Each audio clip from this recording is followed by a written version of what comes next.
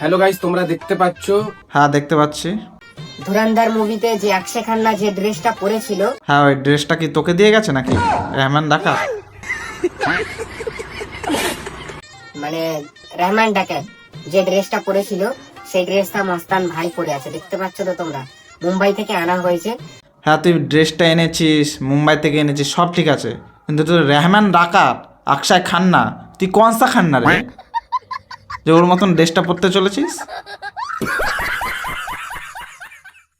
আর অক্ষয় খান্না যে চশমাটা পরেছিল, রহমান ডাকাত যে চশমাটা পরেছিল, সেই চশমাটা এখন মস্তান ভাই পরবে।